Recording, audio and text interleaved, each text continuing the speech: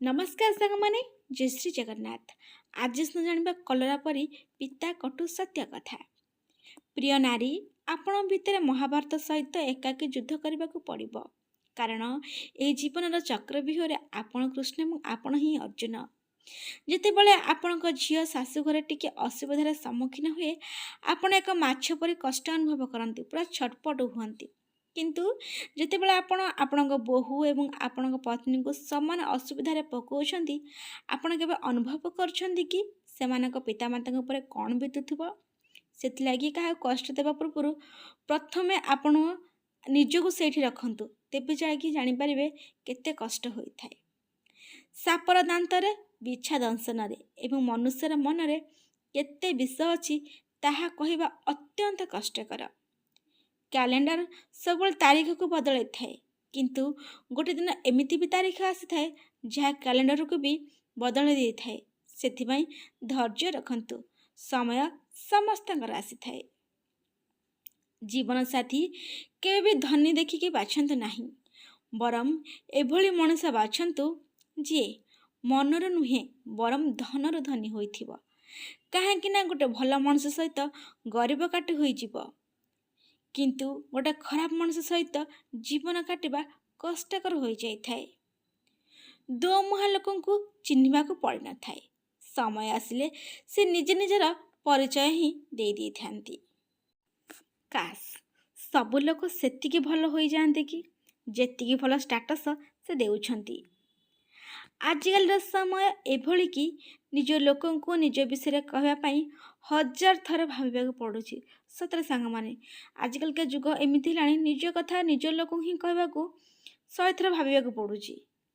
जो घरे माँ पुआ अपेक्षा झील मानक प्रति अधिक प्रवृत्ति करती, घर भांगिबार कारण बहु नुहे बरम झी और माँ होती।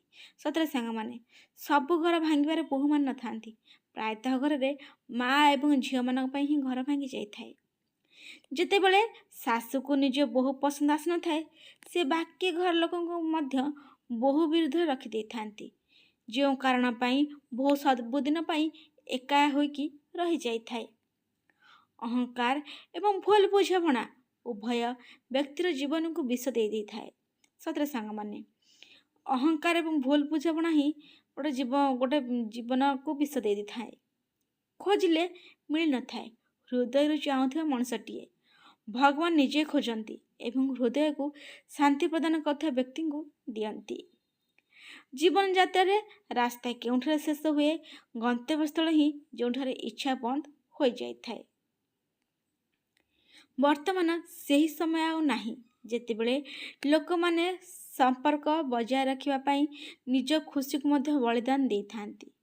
वर्तमान समय होची जेतेबेले लोक मान निज सुख पाई निज संपर्क को ही बलिदान दे दउछंती।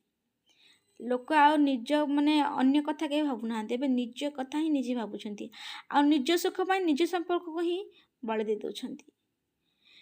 निजर सी होइथाय जे बुझी भी थाए एवं बुझे भी थाए, से ही निजर होइथाय।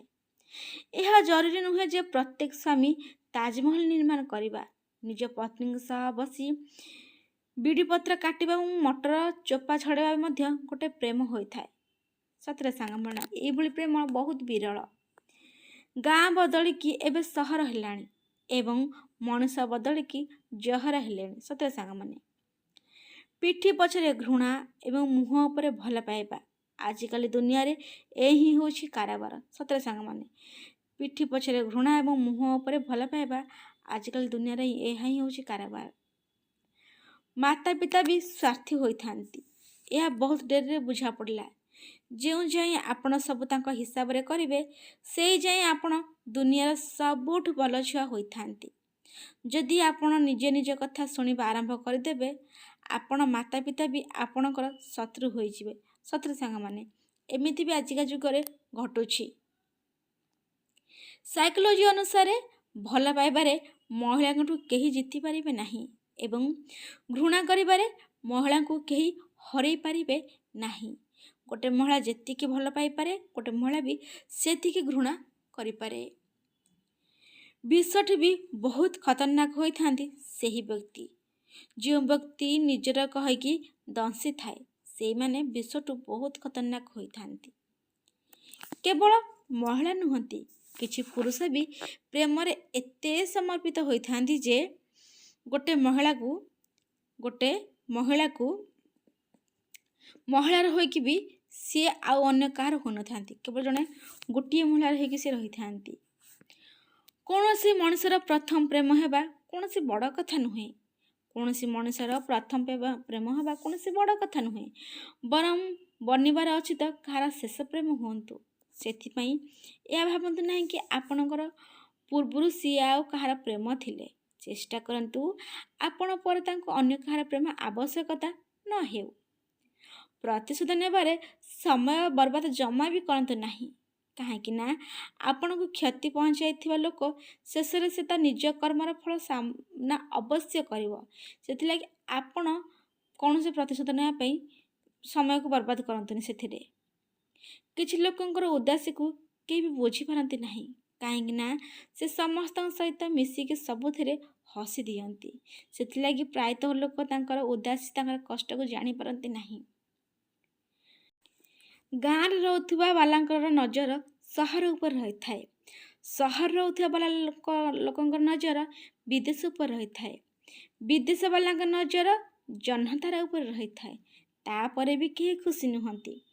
ଖୁସି ସିଏ ହୋଇଥାନ୍ତି ଯାହାଙ୍କ ନଜର ନିଜର ପରିବାର ଉପରେ ହିଁ ରହିଥାଏ। ଜୀବନରେ ଆପଣ ଆପଣଙ୍କ ପତ୍ନୀର ଇଜ୍ଜତ କରନ୍ତୁ, କାହିଁକି ନା ବୁଢ଼ାପା ସମୟରେ ସିଏ ହିଁ ଆପଣଙ୍କର ସାହାରା ହୋଇଥାଏ। କାହିଁକି ନା ବୁଢ଼ାପା ସମୟରେ ଆପଣଙ୍କର ପୁଅ ବୋହୂ ସାଥ ଦିଅନ୍ତୁ କି ନ ଦିଅନ୍ତୁ, କିନ୍ତୁ ଆପଣଙ୍କ ପତ୍ନୀ ଆପଣ ମରିବା ପର୍ଯ୍ୟନ୍ତ ଆପଣଙ୍କ ସାଥ ନିଭାଇଥାଏ। ସେଥିଲାଗି ଆପଣଙ୍କ ପତ୍ନୀଙ୍କର ଇଜ୍ଜତ କରନ୍ତୁ, ତାଙ୍କୁ ଭଲ ପାଇବା ଦିଅନ୍ତୁ, ସ୍ନେହ ଆଦର ଦିଅନ୍ତୁ। ଅନ୍ୟ ଉପରେ ନିର୍ଭର କରୁଥିବା ଲୋକମାନେ କେବେ ବି ହେଲେ ଖୁସିରେ ରହିପାରନ୍ତି ନାହିଁ। ତେଣୁ ଆପଣଙ୍କ ଆବଶ୍ୟକତା ଏବଂ ଇଚ୍ଛା ପୂରଣ କରିବାରେ ସକ୍ଷମ ହୁଅନ୍ତୁ, ଅନ୍ୟ ଉପରେ ନିର୍ଭର ହୁଅନ୍ତୁ ନାହିଁ। ଯଦି ଭୁଲକୁ ଭୁଲ କହିବାର କ୍ଷମତା ନାହିଁ ତ ତାହେଲେ ଆପଣଙ୍କ ଶକ୍ତି ଓ ସାହସ ଦୁଇଟି ଯାକ ବେକାର। ସତରେ ସାଙ୍ଗମାନେ, ଭୁଲକୁ ଭୁଲ କହିବାର ସାହସ ରଖନ୍ତୁ। ପ୍ରତାରଣା କରିବାର 1000 ଉପାୟ ଅଛି, କିନ୍ତୁ ସବୁଠାରୁ ଖରାପ ଉପାୟ ହେଉଛି ମିଥ୍ୟା ପ୍ରେମ ଏବଂ ସମବେଦନା ଦେଖାଇବା। ଯେତେବେଳେ ବିଶ୍ୱାସ ସମ୍ପର୍କରୁ ଅଦୃଶ୍ୟ ହେବା ଆରମ୍ଭ କରେ ନା, ଏବଂ ଜିଦ୍, ପ୍ରତିଯୋଗିତା ଏବଂ ଖରାପ ଆଚରଣ ଦ୍ୱାରା ବଦଳିଯାଏ, ସେତେବେଳେ ସେହି ସମ୍ପର୍କ ଗୁଡ଼ିକ ଶେଷ ଆଡ଼କୁ ଗତି କରିବା ଆରମ୍ଭ କରେ। ଏମିତି ନୂଆ ନୂଆ ଭିଡ଼ିଓ ଦେଖିବା ପାଇଁ ସାଙ୍ଗମାନେ ଚ୍ୟାନେଲକୁ ସବସ୍କ୍ରାଇବ୍ କରନ୍ତୁ, ଲାଇକ୍ କମେଣ୍ଟ ସେୟାର ବି କରନ୍ତୁ। ସମ୍ପୂର୍ଣ୍ଣ ଭିଡ଼ିଓ ଦେଖିଥିବାରୁ ଆପଣଙ୍କ ହୃଦୟରୁ ବହୁତ ବହୁତ ଧନ୍ୟବାଦ।